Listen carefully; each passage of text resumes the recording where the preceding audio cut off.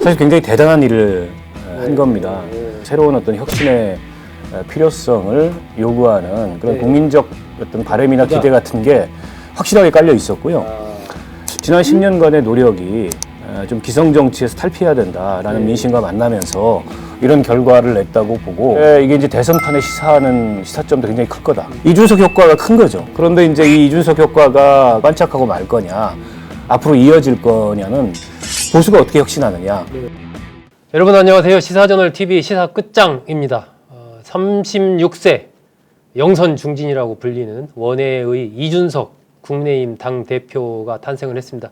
제1야당 대표가 이렇게 원외 30대가 탄생한 것은 헌정사에 처음 있는 일이어서 상당히 정치권 전반적으로 의미를 분석하고 또 그 파장이 만만치 않게 이어질 것이다. 뭐 이런 얘기도 나오고 있습니다.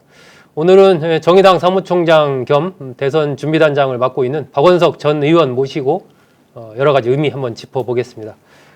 박 의원님 뭐 늘 이준석 대표랑 사실 시사끝장 같이 두 분 출연했었는데 짝꿍이 지금 대표 됐어요. 그러게 좀 쓸쓸하네요.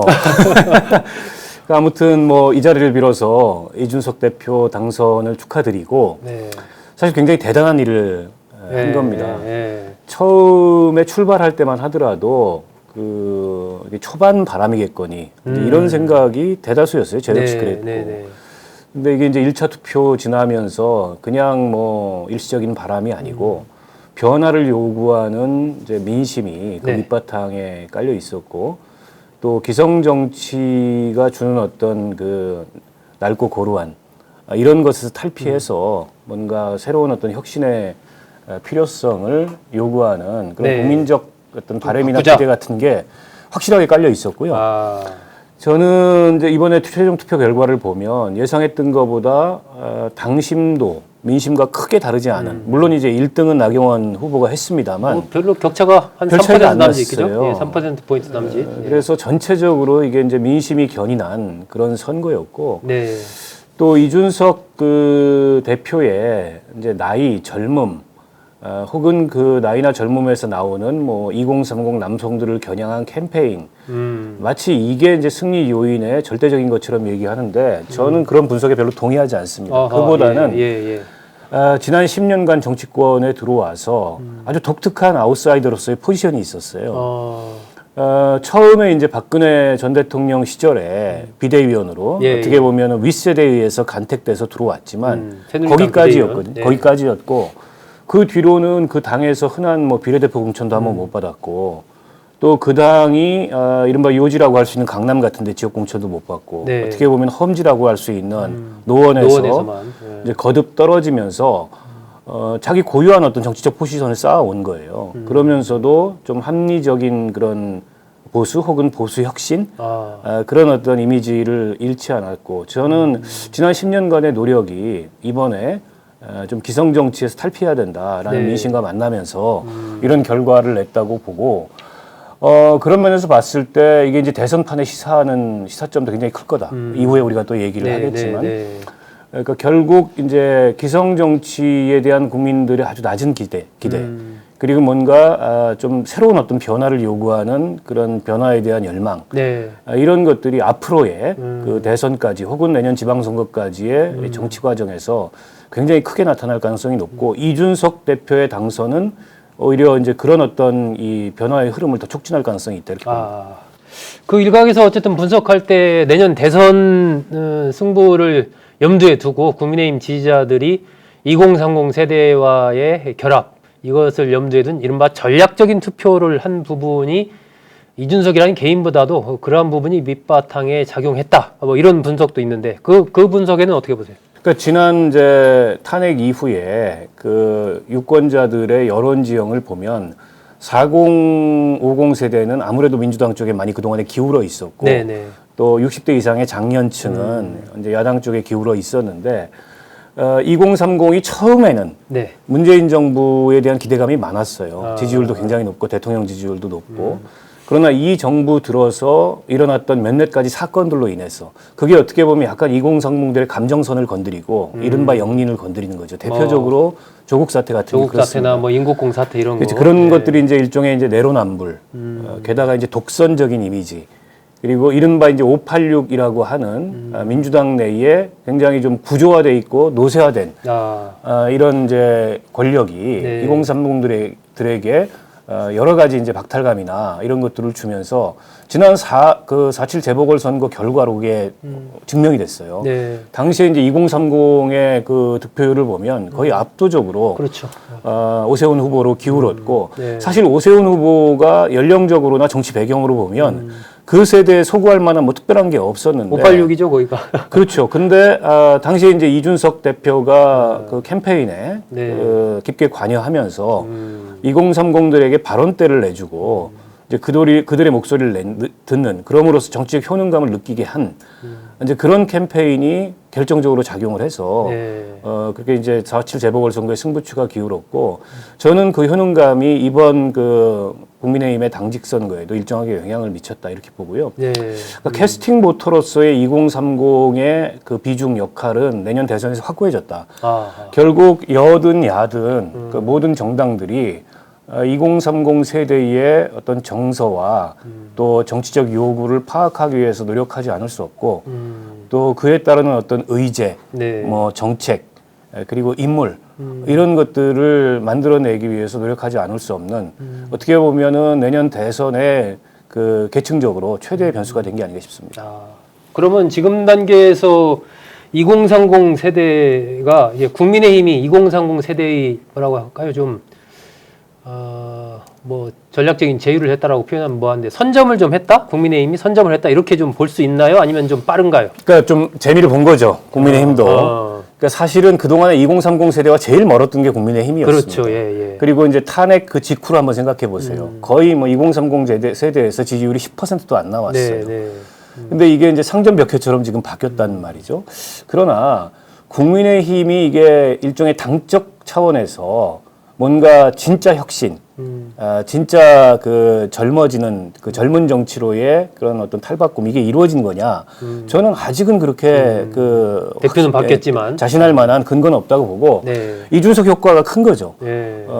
그런데 이제 이 이준석 효과가 그 이번 당직 선거, 당대표 선거에 한해서 그냥 나타나고 반짝하고 말 거냐, 앞으로 이어질 거냐는 보수가 어떻게 혁신하느냐, 네. 그리고 그 혁신의 결과물로서 이제 2030들에게 어떤 비전, 네. 또 어떤 정치적 효능감을 제공하느냐 여기에 달려 있다고 보는데 만만치는 않아요. 여전히 그 당의 뭐 의석 분포나 또 그 당원 비중, 또 그 동안의 이제 정치적 맥락 이런 걸 보면은 TK, PK 중심의 장년층 정치거든요. 네. 네. 근데 과연 그런 이제 장년층 정치의 그 동안에 면모나 한계를 뚫고 이준석 리더십이 어떤 새로운 이 보수의 그 가능성을 만들어낼지 이건 좀 지켜봐야 될 것 같습니다. 지금 박 의원이 말씀하신 대로 50대 이상 당원 비중이 국민의힘의 경우에 70%가 넘습니다. 그리고 영남 당원들의 비중도 역시 상당한 50%가 넘는 이런 상황 속에서 어쨌든 이준석이라는 30대의 젊은 원외의 당대표가 탄생했기 때문에 과연 국민의힘이 그 체질적으로 변화할 수 있을지 여부에 대해서는 좀 두고 봐야 된다 그런 진단이신데 지금 일단 나오는 것은 어쨌든 이준석 대표가 뭐 백팩 메고 따릉이 타고 다니고 뭐 또 첫날 공식 일정으로 호남을 가고 서울 아니라 대전 현충원 가고 이런 부분들이 좀 신선하다 새롭다 이런 평가가 나오고는 있는 상황인데 박 의원님 보시기에 이게 어쨌든 또 위기 요인이라고 할까? 이준석 젊은 당대표 이준석 대표가 갖고 있는 위기 요인 무조건 다 좋지만은 않을 거 아닙니까? 여러 가지 위기 요인이 있을 것 같은데 어떻게 보시나요? 그러니까 이제 지금은 약간 이준석의 시간인 측면이 예, 있어요. 예, 예. 그리고 이제 컨벤션 효과도 있고 일종의 등 뒤에서 바람이 부는 거죠. 네. 그러니까 이제 작은 행보도 언론에 굉장히 큰 주목을 받고 종래의 그 보수 정치에서 없었던 이제 파격들이 네. 나타나면서 거기에 주목하게 되는데 오늘 이준석 대표 그런 얘기를 했더라고요. 그런 이제 우리의 파격이 여의도의 표준이 돼야 된다. 과연 이제 그렇게 만들어낼 수 있을까? 아하. 그렇게 만들어낸다면 뭔가 정말 근본적인 변화를 견인하는 걸 텐데 네. 사실 국민의힘의 보수적 체질이라는 게 굉장히 두터워요. 오래됐죠. 네, 네. 굉장히 두텁고 또 그 당의 이념적 스펙트럼을 보더라도 저기 이제 태극기에 가까운 이념적 스펙트럼부터 네. 중도 보수까지 네. 굉장히 넓거든요.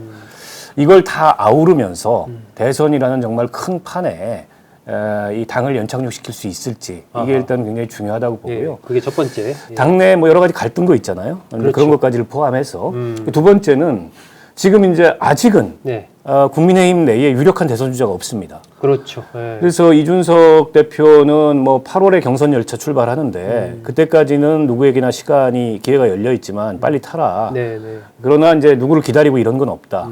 윤석열 전 총장을 향해서 그런 메시지를 우리 일정대로 간다. 내고 있는데 네. 결국 지금 당내에 유력한 대선 주자가 없는 가운데 당 밖에 그 윤석열 총장과 또 안철수 대표와 네.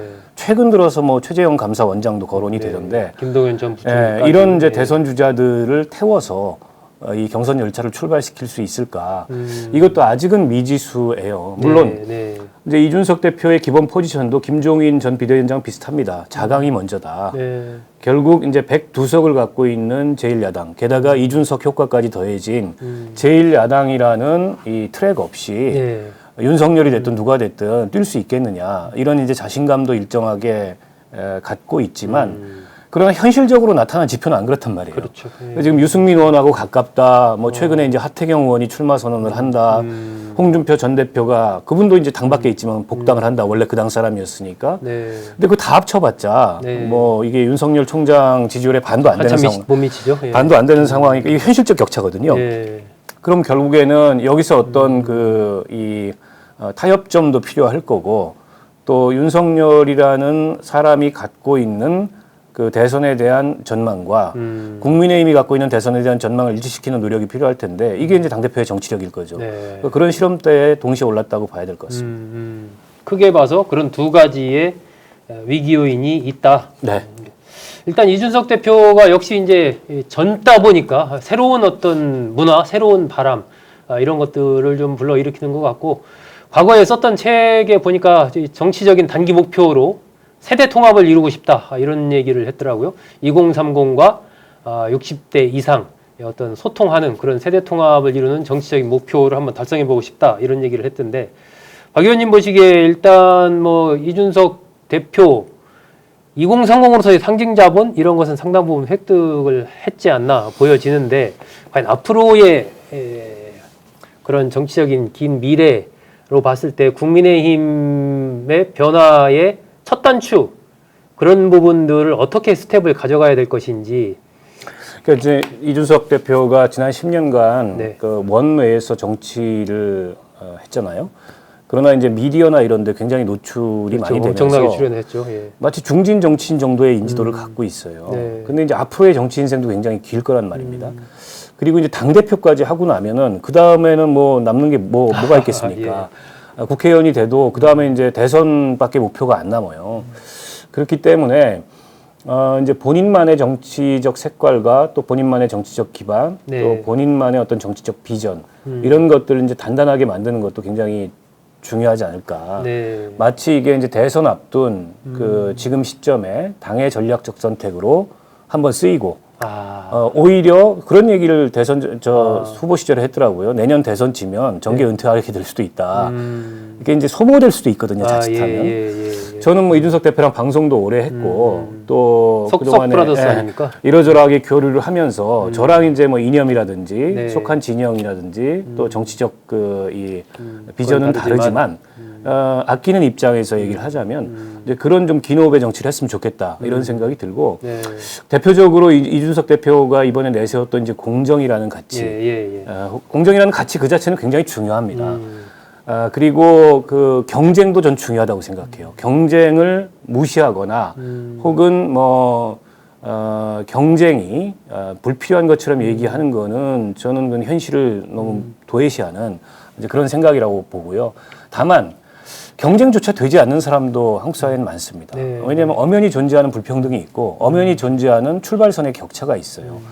근데 이걸 염두에 둔 그런 공정이어야 한다. 근데 그건 하나도 염두에 두지 않고 마치 공정한 경쟁만 있으면 누구라도 다 이 사회에서 행복할 수 있는 그런 공정이라면은 그건 저는 그 동의할 수 없고 일종의 거는 약간 강자의 판타지가 될 수 있다. 모두 다 이준석이 될 수 있는 건 아니잖아요. 그렇죠, 그렇죠. 그런 면에서 봤을 때 앞으로 이제 지금까지 해온 정치적 시간보다 남아 있는 정치적 시간이 더 많기 때문에 그런 점들을 더 채워서 정말 보수의 좋은 리더가 됐으면 좋겠다 이런 생각입니다. 네.